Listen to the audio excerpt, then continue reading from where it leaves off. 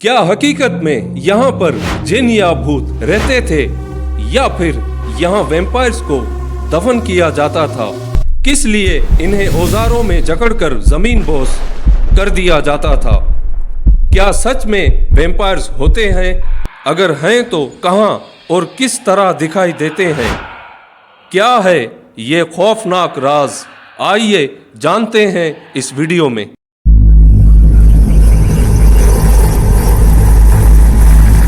नाजरीन, जब लोगों को इस तरह से दफन किया गया कि वो मौत के बाद दोबारा जिंदा न हो सकें, बाएं पांव को बड़े अंगूठे को जकड़कर गर्दन के ऐन ऊपर एक तेज धार दरांती पेवस्त की गई थी कि अगर वो मौत के बाद फिर भी जी उठे तो सर कलम हो जाए।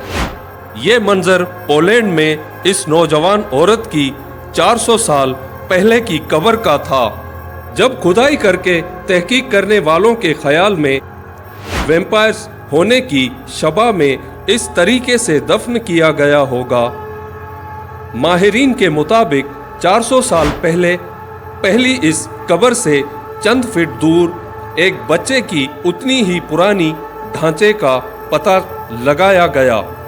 उसके पांव में भी लोहे का ताला लगा था। बज़ाहिर उसके जिंदा होकर वापसी रोकने के लिए तदफीन की ऐसी मिसालें मशरकी यूरोप के इस मुल्क या 17वीं सदी ही तक महदूद नहीं। इब्तदाई कुरून वस्ता की ऐसी कब्रें स्लोवाकिया, हंगरी, एस्टर ये और रोमानिया में भी नमूदार होती हैं। माजी में इंसानों को वैम्पायर इंसान दुश्मन मखलूक समझते हुए या फिर किसी वबा से मुतासिरा अफराद को ऐसे तरीकों से दफनाने के रिवायात थीं कि अगर वो दोबारा जिंदा हो भी जाएं तो कभी कब्र से बाहर ना निकल सकें। जबकि वैम्पायर के राजनामी किताब में एल्सा वाइट ने लिखा है कि पूरे यूरोप में आसार कदीमा के माहिरीन को तदफीन के ऐसे कई सबूत मिले हैं जो कुरून वस्ता में इस अकीदे को जाहिर करते हैं कि मरने वाले अफराद वापस आते हैं और इस बात से एक खौफ जन्म लेता है। उन्होंने लिखा है कि मौत को तब्दील का अमल जाना जाता, यानी आप इस शक्ल में वापस नहीं आ सकते जिसमें इस दुनिया से गए हैं। इसलिए ये यकीनी बनाया जाता है कि मरने वाले पर हर कीमत पर मरे ही रहें। एल्सा वाइट के मुताबिक ऐसा नहीं है कि उनके माथे पर लफ्ज वैम्पायर लिखा हुआ हो या उनके लंबे दांत हों, और इनकी तहकीक के मुताबिक रोमन एम्पायर के दौर के आसार कदीमा में कब्रों में जले हुए जूते भी मिले हैं, यानी कि न जूते होंगे न लाश भटकेगी। कुरून वस्ता में 17वीं सदी तक की खुदाई की गई ऐसे ढांचे भी मिले हैं जिनके मुंह में पत्थर ठोसे गए हैं, ठोड़ी के नीचे दरांती रखी गई है या यहाँ तक के कील गड़े हैं और पेट के बल दफन किए गए हैं।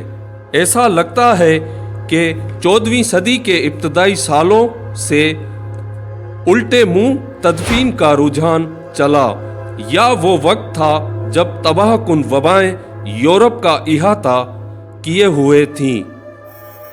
सैम ओब्राइन कहते हैं कि तदफीन से पहले सर कलम किया जाना, सीनों को दागा जाना या मैयत के मुंह में हिफाजती सिक्के रखना, ये ऐसे दौर में होता था जब बड़े सानहों, वबाई अमराज और जंगों में लोग फर्ज कर लेते कि ये बुराई का जोर है। इसलिए अब ज्यादातर आसार कदीमा का ख्याल है कि वैम्पायर पर यकीन तब तक जैसी बीमारियों के बारे में आम गलत फहमियों और गलने सड़ने के अमल के بارے میں علم کی کمی سے پیدا ہوا، جبکہ کسی فرد پر ویمپائرز ہونے کا الزام لگانا کسی غیر معمولی تباہی کے لیے قربانی کا بکرا تلاش کرنے کا ایک غیر معمولی طریقہ تھا۔ ویمپائر پر یقین، موت کے بارے میں تو ہم پرستی اور لاش کے گڑنے سڑنے کے بارے میں علم کی کمی دونوں سے پیدا ہوتا تھا۔ تاریخ کی زیادہ تر ویمپائر کہانیاں ایک ہی طرز کی ہیں، جہاں ایک فرد یا خاندان کسی ناخوشگوار واقعے یا بیماری سے مر جاتا ہے۔ اس سے پہلے سائنس ایسے اموات کی وضاحت کر سکے، لوگوں نے ان کا الزام ویمپائر پر ڈال دیا۔ تو فرینڈز، آئی ہوپ یہ ویڈیو آپ کو ضرور پسند آئی ہوگی۔ چینل کو لائک، شیئر اور سبسکرائب ضرور کر دیجیے گا۔ میں جنسار راہی اسی طرح آپ کے لیے تاریخی ویڈیو لاتا رہوں گا۔ ملتے ہیں نیکسٹ ویڈیو میں پھر کسی اور ہسٹری کے ساتھ۔ Thanks for watching this video.